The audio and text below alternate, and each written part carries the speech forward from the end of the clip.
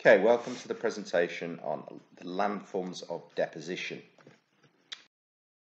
To start with just a little reminder about what we mean by deposition. So deposition is the process by which the river drops its load. This happens when the flow of water does not have enough energy to carry the particles it has transported from further up the river. So what happens then is as the river loses its steepness, it starts to slow down. So as a result of this, as the river moves down, we've seen from the long profile, the river gets shallow, less steep as it moves towards the mouth. So in the lower course of the river, you find a lot more deposition. Deposition then creates some different landforms, and we're going to have a little look at three of them: levees, floodplains, and estuaries. So the first of these is levees, and you've got a copy of these diagrams in your booklet. And what these are is they're sort of raised banks beside the river, and they form when a river floods.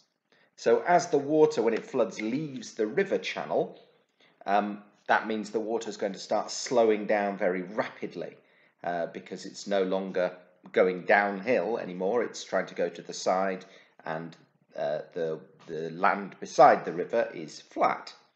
So as a result, a lot of material is then dropped out of the river, out of the water, immediately right next to where the river lies. And so this builds up a sort of ridge, a high bank that runs alongside the river. What this does is builds up a natural flood protection, so the river actually is less likely to flood next time. And this will continue over each subsequent flood, and the river levees will build up slowly over time, and they raise up. So a river, as it gets older, actually becomes less likely to flood. So that is a levee. Next is the floodplain. So the floodplain is the area between the sides of a river valley, and it's a flat area which will flood. And as you move down a river, the floodplain gets wider and wider. If you think about it, in the upper course, where you have that very V-shaped valley, there's very little flat land next to the river, and so therefore there's only a tiny little floodplain, if at all. So there's only a small area that ever gets flooded. Whereas as you move down the river, the valley gets much wider and opens up, and that's where you see the meanders then running through in that floodplain area, and it's that flat area of land. And when you move down, there is still a river valley, although you may not sort of notice it. It's just a very wide river valley, and so the sides of it are sometimes miles away from where the actual river lies, but they are there. So we're now just going to have a little look at how a floodplain actually forms.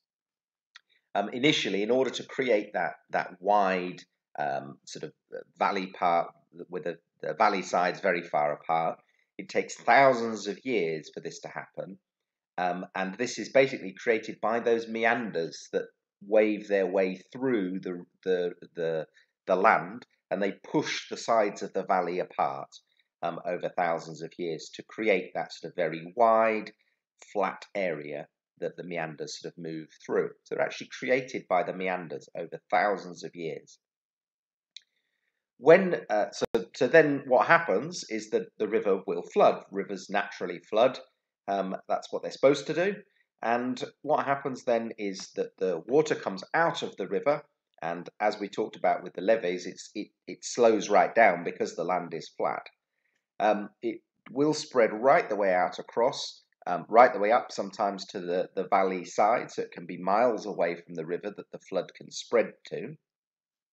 And what then happens is the water just sort of sits there because it's no longer, it's on flat land, so it's no longer going down. And so it sits there and becomes like a sort of pond almost, or a lake. And as the water is just sat there without any flow at all, the finer particles will start to fall out. So all those small bits that you could barely see in the water that were held in suspension will start to drop down out of the water and land on the bottom of the floodplain. And so what happens is that a thin layer of sediment or silt is built up across the floodplain. And that layer that's built up is known as alluvium. And it's a really fertile material that's excellent for growing crops. So you quite often find lots of farms like to be right next to that floodplain area because the soil has lots and lots of natural fertilizer in it, basically for growing crops. And the floodplain actually will then sort of build up in height very, very slowly, because it only happens when it floods and only when it happens in a very big flood. And a small amount of material is sort of built up and you get layers. It is actually possible to sort of dig down through a floodplain and you can actually see when there were floods in the past. A little bit like sort of looking at tree rings. When you dig down, you see how old the tree is. You can actually see when floods occurred and how big the flood was by seeing how big the layer of alluvium is as you dig down through the soil. So that's the formation then of the floodplain. So the final one is an estuary. And in this presentation, I just want you to have a look at this map here, which is of the Tees estuary and the mouth of the Tees, as you can see they're marked on the map. And just notice it's quite a mess. It doesn't sort of open out, if you were drawing a picture of a river and drawing the mouth, it would, it would open out nice V shape opening out into the sea. But that doesn't happen. You can see there's areas there. You can see the sands, so North Gare Sands, Brand Sands, the Seal Sands, all these different areas which are, sort of jagged and bits and so on. And all of that is all deposition. So, those sands, Marden Sands, is all deposition. And it's deposition from two directions. You've got the coastal feature here now, the coast bringing some of that sand in. But then you've got, as you can see at Seal Sands, mud. And that mud is actually deposited by the river itself, and the material that's come from in the upper course of the Tees, up over the high force and so on, transported all the way down and eventually then deposited here at the mouth of the Tees.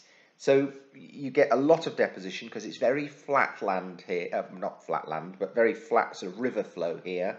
And you also get the tide will also be coming up the estuary as well, bringing sort of salt water, bringing sand and sediment from the ocean. So it's a real mix of area here where the water is sort of flowing forwards and backwards, and certainly very slowly. So you get a lot of deposition in the estuary area.